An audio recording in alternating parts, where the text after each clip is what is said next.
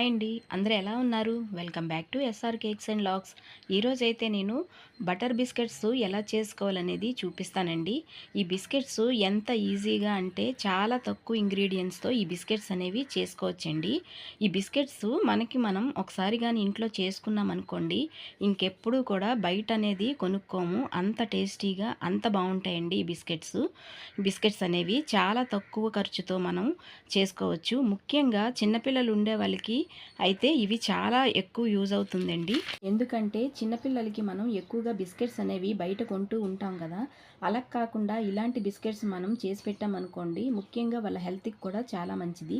ఎందుకంటే ఈ బిస్కెట్స్లోని ఆయిల్ కానీ డాల్డా కానీ ఇలాంటివి ఏవి యూజ్ చేయకుండా బటర్తో చేస్తున్నాం కాబట్టి వాళ్ళ హెల్త్కి కూడా చాలా మంచిది.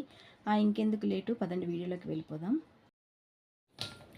మైదా 1.5 కప్ అండి, ఇది 1 కప్పు, ఇది 1/2 కప్పు మైదా.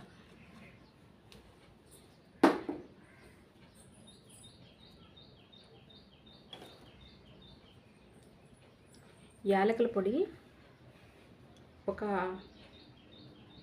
పావు టీ స్పూన్లో సగం అండి, 1/8.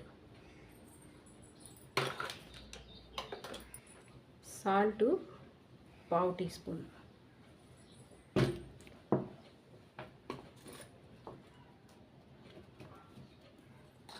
బేకింగ్ సోడా అర tea spoon baking soda.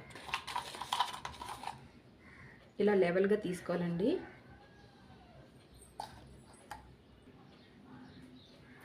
Sugar అరకప్ అండి.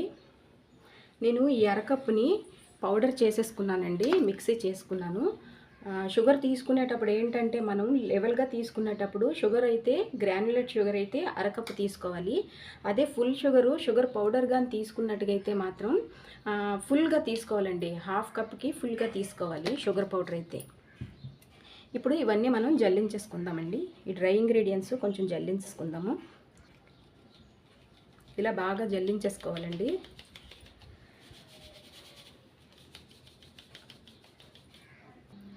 ఈ షుగర్ పౌడరు నేను మిక్సీ పెట్టుకున్నాను కదా, ఇది జల్లించలేదండి, ఇంకా డైరెక్ట్గా వేసేస్తున్నాను. అవసరం లేదు, జల్లించాల్సిన అవసరం లేదు.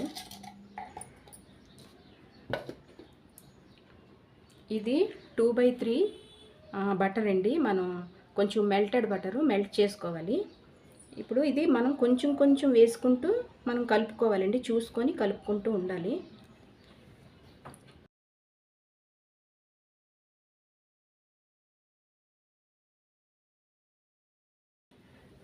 బాగా మిక్స్ చేసుకోవాలి, ఉండలవి లేకుండా బాగా మిక్స్ చేసుకోవాలండి. ఇవి చాలా బాగుంటాయండి, చాలా టేస్టీగా ఉంటాయి. మీరు చేసుకొని ఒకసారి ట్రై చేసి చూడండి, ఎంత టేస్టీగా వచ్చాయనేది మీకే తెలుస్తుంది. అంత బాగుంటాయి, ఇంకెప్పుడు బయట కొనరు, అంత టేస్టీగా ఉంటాయి ఇవి. నేను మిగిలింది కూడా వేసేసుకున్నానండి, మొత్తం అంతా వేసి బాగా మిక్స్ చేసుకోవాలి. ఇలాగా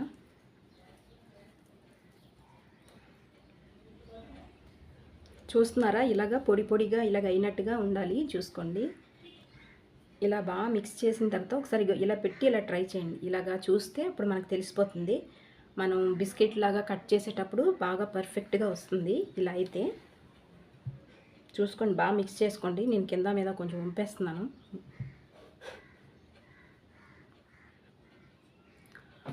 ఇలా మిక్స్ చేసుకున్న తర్వాత ఒక 10 మినిట్స్ సైడ్కి క్లాత్ కప్పి వదిలేయండి. దీని మీద క్లాత్ కప్పేసి ఒక 10 మినిట్స్ సైడ్కి ఉంచేయండి. 10 మినిట్స్ తర్వాత మనం తీసేసి కొంచెం ఈ క్లాత్ అనేది తీసేసి మనం కొంచెం అచ్చులాగా పెట్టుకోవాలండి. ఒక స్క్వేరు అచ్చులాగా మనం చేసుకోవాలి దీన్ని.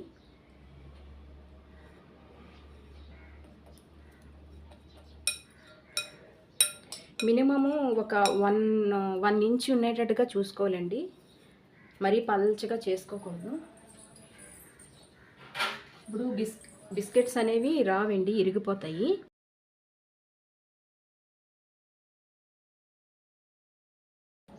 ఇలాంటి రోలర్ ఉంటుంది కదండి, దాంతో మనం కొంచెం ఇలా అనుకోవాలి. ఇలా అనుకుంటే మనకు అప్ అండ్ డౌన్స్ అనేవి ఏవి ఉండవు. మళ్ళీ ఇలా సైడ్స్ అనేది జరుపుకుంటూ ఈ రోల్ చేసుకోవాలి. ఇలాంటి రోలరే ఉండాలని ఏం లేదండి, మనం ఇంట్లో చపాతీలు చేసుకుంటాం కదా, అదైనా సరే సరిపోతుంది.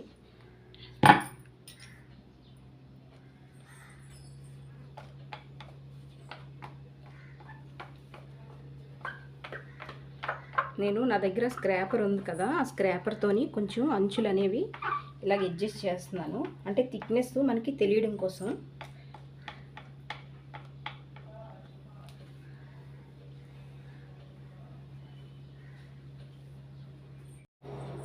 ఇలా పర్ఫెక్ట్గా స్క్వేర్ షేప్లోని మనం మౌల్డ్ చేసుకోవాలండి చేత్తోని. బాగా చేసుకున్న తర్వాత మనం ఇలాంటి ట్రే ఒకటి తీసుకోవాలి, బటర్ పేపర్ వేసి ఒక ట్రే తీసుకోవాలి.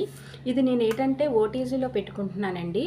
అదే మీరు స్టవ్ మీద పెట్టుకోవాలంటే మాత్రం ఏం చేస్తారంటే, మనం కేక్ చేస్తాం కదా, అలాంటి దాంట్లోని ఒక రౌండ్ ప్లేటు పెట్టి దాని మీద బటర్ పేపర్ వేసుకొని ఈ బిస్కెట్స్ అనేవి దాని మీద పెట్టుకొని కరెక్ట్గా మనం పెట్టే గిన్నె ఉంటుంది కదా ప్లేటు, ఆ ప్లేటు ఆ గిన్నెలో సరిపోవాలండి. అలాంటిది అయితేనే మనం పెట్టుకొని స్టవ్ మీద పెట్టుకోవచ్చు.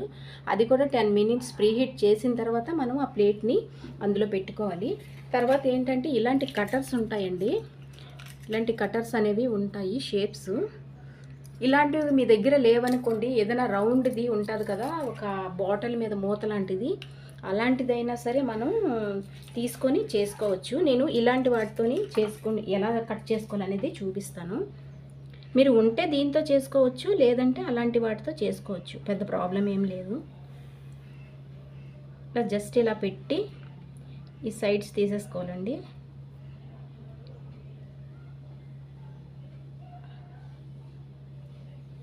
తీసేసిన తర్వాత ఇలా నెమ్మదిగా మనం ఇలా తీయాలి. నేను ప్లేట్లో పెట్టి చూపిస్తానండి. ఇంకో చూసారా ఎంత చక్కగా పడిపోయిందో. కానీ ఇలా పెట్టేటప్పుడు మనం గిన్నెలో పెట్టినా సరే, ఇలాంటి ట్రేలో పెట్టుకున్నా సరే, మనం బిస్కెట్కి మధ్య చిన్న గ్యాప్ ఇవ్వాలండి. ఎందుకంటే అవి కొంచెం ఉబ్బుతాయి కదా, ఉబ్బేటప్పుడు కొంచెం పెద్దవి అవుతాయి, అందుకని చిన్న గ్యాప్ ఇవ్వాలి. మనం అన్నీ ఇలాగ మనకి ఏ షేప్ కావాలంటే ఆ షేప్ కట్ చేసుకోవచ్చండి. పిల్లలకైతే షేప్లు అంటే బాగా ఇష్టం కదా, అందుకని ఇలాంటి షేప్స్ అనేవి నేను తీసుకుంటున్నాను.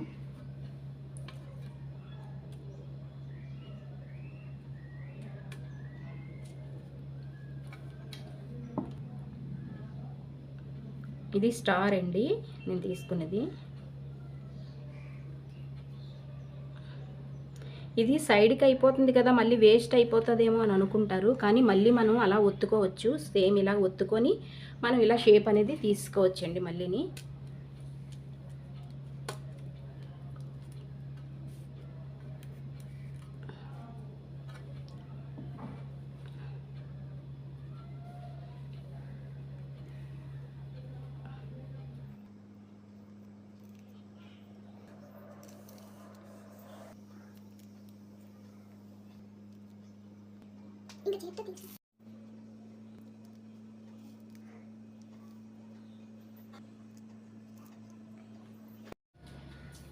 నేను ప్రీహీట్ చేసుకున్నానండి 10 మినిట్స్. ప్రీహీట్ చేసుకున్న తర్వాత నేను ఇది ట్రే అనేది లోపల పెట్టుకున్నాను.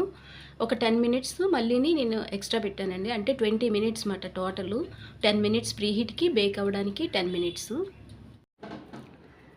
చూసారా బిస్కెట్స్ అనేవి రెడీ అయిపోయండి. చూడండి ఎంత బాగున్నాయో బిస్కెట్స్ అనేవి, ఎంత బాగా చక్కగా షేప్ ఎంత బాగా వచ్చిందో విరిగిపోకుండా. చూడండి ఎంత బాగా వచ్చిందో బిస్కెట్, చాలా బాగా వచ్చిందండి. చూసారా ఎంత చక్కగా క్రిస్పీగా వచ్చిందో. టేస్ట్ కూడా నేను చేసి చూపిస్తాను.